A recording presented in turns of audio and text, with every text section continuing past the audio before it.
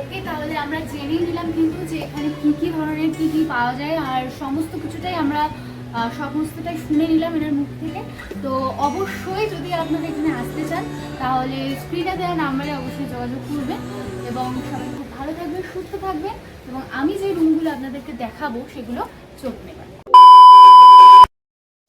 Hey everyone, welcome back to another new blog. আশা করছি তোমরা সকলে খুব ভালো আছো, আমিও খুব ভালো আছি। তো নতুন ভিডিওর সাথে অনেক অনেক ওয়েলকাম। আর আমার চ্যানেলে যারা নতুন তারা প্লিজ সাবস্ক্রাইব করে দিও। বৃন্দাবনের অনেক ব্লগ আমি ছাড়িনি, মানে ছোট ছোট করে অনেক ভিডিও আমি করেছিলাম, সেগুলো কিছুই পোস্ট করিনি। আজকে ভাবলাম তো চলো একটা ভিডিও করা হয়ে যাক, আর সাথে তোমাদের সুন্দর একটা হোটেলের খোঁজ দেবো যেখানে তোমরা বাঙালিরা খুব ভালোভাবে থাকতে পারবে। তো আমরা সেদিন গেছিলাম বৃন্দাবন, বৃন্দাবন থেকে প্রেম মন্দির। বৃন্দাবনের বেশ কিছু ভিডিও আমি করেছি যেগুলো আমার চ্যানেলে অলরেডি আপলোড আছে, সেগুলো অবভিয়াসলি দেখতে পারো তোমরা। এছাড়াও আছে প্রেম মন্দির, আরো বাকি বিহারি, আরো বেশ কিছু ছোট ছোট মন্দির আছে, সেগুলো ভিডিও করেছি। আর আজকের ভিডিওতে বেশ অল্পই দিতে পারলাম, বেশ কিছু দিতে পারলাম না। যদি তোমাদের ভালো লেগে থাকে তাহলে নেক্সট ভিডিওয়ে দেবো। আর বৃন্দাবনে প্রেম মন্দিরে আমরা ঢুকেছিলাম মোটামুটি 6টার দিকে। 6টা থেকে 7টা পর্যন্ত, 7:30 পর্যন্ত ছিলাম। আর ওখানে একটু লেটে সন্ধে হয়, যার জন্য বোঝা যায় না। তো আমরা ঘুরতে ঘুরতে বেশ অনেকটাই বেলা হয়ে গেছিল।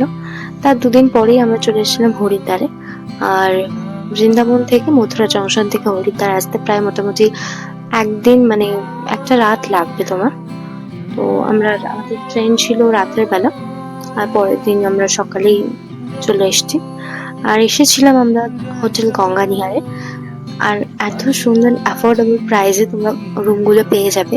সত্যি আমিও পেয়েছিলাম, আমার যেহেতু আগের থেকে আমি রুম বুক করে আসিনি, ভিডিও দেখেই সবার ভিডিও দেখে গেছিলাম। আর আমি বলেছিলাম যে আমি একটা ভিডিও বানিয়ে দেবো। এর আগেও আমি একটা ভিডিও পোস্ট করেছি যেটা আমার চ্যানেলে আছে, সেটা প্লিজ দেখে নিও, তাহলে তোমাদের সমস্ত কোয়ারিজ আশা করছি পেয়ে যাবে। আর এখানে বেশ কিছু সময় সিজনাল টাইমে তো আমরা গেছিলাম মেতে, হ্যাঁ মেতেই গেছিলাম, তো তার জন্য আমাদের একটু রুম রেন্টটা বেশি পড়েছে। বাট তোমরা যদি অফ সিজন যাও বা এই টাইমে গেলেও মোটামুটি পেয়ে যাবে অ্যাফোর্ডেবল প্রাইসে। তো আমি একটা বার্গার কিনে নিয়ে গেছিলাম বাইরে। একদমই ভালো ছিল না সেটা খেতে, বিকজ এখানকার বাইরের খাবারটা যতটা পারবে অ্যাভয়েড করাই ভালো। বাট আমরা খাওয়া দাওয়া করে, আমরা যেহেতু গোপালকেও নিয়ে গেছিলাম, গোপালও খাচ্ছিল, আমরাও খাচ্ছিলাম একসাথে বসে। তো এখান থেকে দাদা বৌদির ডিস্টেন্সটা কিন্তু, দাদা বৌদি হোটেলের ডিস্টেন্সটা মাত্র 1 মিনিট, মানে এই হোটেলের পাশে। ওই দিন আমরা বেশ কিছু সাইট সিন করেছিলাম, আর যেগুলো আমাদের একটা ছোট গাড়ি করে করতে হবে, সেটা বুক করতে হবে। 1000-1200 টাকা নেবে সম্ভবত পুরো মন্দির তোমাদের ঘোরাবে। এখানে বেশ কিছু কিছু মন্দির আছে যেগুলো আমরা ঘুরেছিলাম, যেমন একটা শ্রীরাম মন্দির, এবং রাম মন্দিরের পর আরো বেশ কিছু মন্দির গেছিলাম যেখানে নীরবতা পালন করতে হয়, সেখানে তোমরা নীরব থাকবে। আর আমি বেশ কিছু জায়গায় ভিডিও করিনি, বিকজ সব জায়গায় তো ভিডিও অ্যালাউ নয়, তাই জন্য আমি ভিডিও করিনি। তো এই হরিদ্বার, বৃন্দাবন এগুলো না ফিল করার জায়গা। বিশেষ করে হরিদ্বারের যে হর কি পৌরি ঘাট, সেটাও খুব সুন্দর অপূর্ব দৃশ্য, এবং যে স্রোতের আওয়াজ, যে গঙ্গার যে আওয়াজটা মানে মন ছুঁয়ে যায়। তো অলরেডি আমাদের চ্যানেলে ভিডিওটা পোস্ট করা আছে, প্লিজ দেখে নিও, তোমাদের সমস্ত কোয়ারিজ দূর হয়ে যাবে। আর যদি কোনো কোয়েশ্চেন থাকে তাহলে তো অবশ্যই আমার স্ক্রিনে দেওয়া নাম্বারে কল করবে। হচ্ছে তোমাদের যখন টাইম হবে তখনই কল করবে। সবসময় ওরা 12টা পর্যন্ত অ্যাভেলেবেল থাকে, রাত 12টা পর্যন্ত।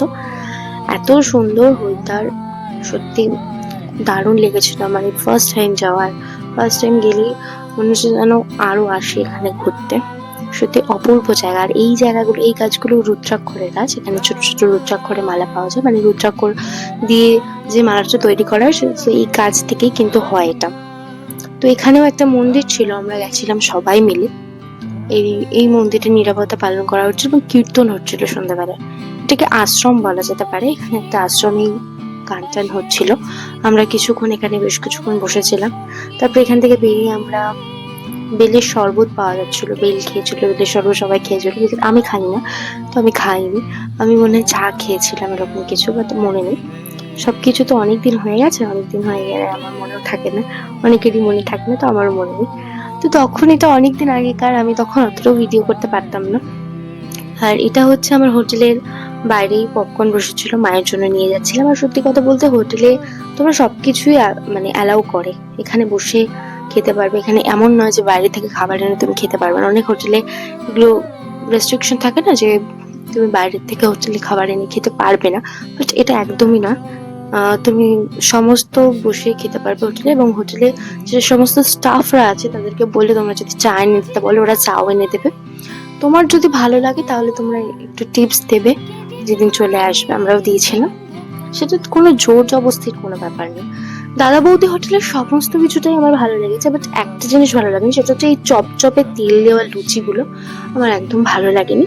তো এটাই আমার একটা ব্যাড পয়েন্টস লেগেছে, বাট এছাড়া সব খুব ভালো ছিল। এটা হচ্ছে ঋষিকেশের সকাল, মানে আমরা সকাল সকাল বেরিয়ে গেছিলাম খাওয়া দাওয়া করে। তো এই যে মোটামুটি 9টা 10টা হবে, প্রচন্ড রোদ ছিল, প্রচন্ড কষ্ট হচ্ছিল। এই সময় ফলের দোকানগুলো বসবে আশেপাশে। চেষ্টা করবে, বা আপনারা যারা বয়স্করা আছেন তারা চেষ্টা করবেন যে মে মাসে বা গরমের সময়টা বৃন্দাবনে না যাওয়ার। প্রচন্ড কষ্ট হয়, হাঁটতে প্রচন্ড অসুবিধা হয়। আমরা যেহেতু পরিক্রমা করেছিলাম পায়ে হেঁটে, জুতো ছাড়া, তো ভীষণ কষ্ট হয়েছিল। চেষ্টা করবেন না যাওয়া ওই সময়টা। এই সময়টা গেলে আপনাদের নিজেদের কষ্ট হবে। তো এখান দিয়ে আমাদের রুমের বাইরে থেকে কিন্তু সন্ধ্যা আরতি দেখা যায়, সবাই সন্ধ্যা আরতি করে, ভীষণ সুন্দর লাগে এবং সুন্দর গান হয়। আমরা বসে বসে দেখছিলাম, আর এখানে একটা বাদর এসেছিল, তো আমার খুব ভয় লাগছিল। আমার মা বলছিল কর, কিচ্ছু হবে না, আমি আসি। আমি পিঠে এসে হাত দিয়ে চলে গেছে, আমার খুব ভয় লাগছিল।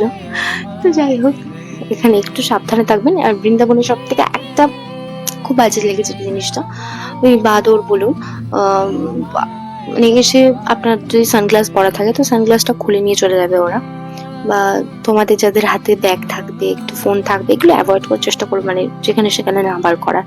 পকেটে ঢোকানো থাকলেও ওরা ভীষণ মানে এসে নিয়ে হুট করে চলে যাবে, বিশেষ করে টাকাও। আর হরিদ্বারে সবাই জানে যে চাদর কত বিখ্যাত, একদম সোয়েটারের দোকান, চাদরের দোকান। আমরা সব সন্ধ্যাবেলা গিয়ে মার্কেটিং করেছিলাম। আমরা হরিদ্বারে 3 দিন ছিলাম। আর এই হোটেলের সম্বন্ধে কিছু তোমরা জেনে নাও, ওকে? सीजन है अप्रैल टू अक्टूबर लास्ट तक सीजन रहता है। उसके बाद ऑफ सीजन होता है नवंबर टू मार्च। लेकिन मार्च में भी ये है कि सीजन टाइम होता है उस टाइम पे। और दिसंबर 20 से 30 के बीच भी सीजन टाइम होता है। अक्टूबर तो 30 बंगाली सीजन होता है। रूम टाइप अलग अलग है, 4 बेड है, 3 बेड है, डबल बेड है, एसी है, नॉन एसी है।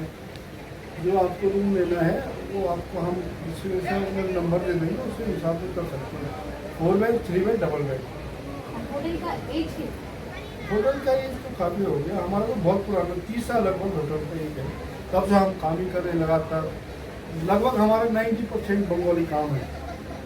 আর কেউ যদি মানে খেতে আসতে চায়, মানে দাদা বৌদি হোটেল ज़्यादा আছে नियर है, 5-7 मिनट, 5 मिनट का यहाँ से।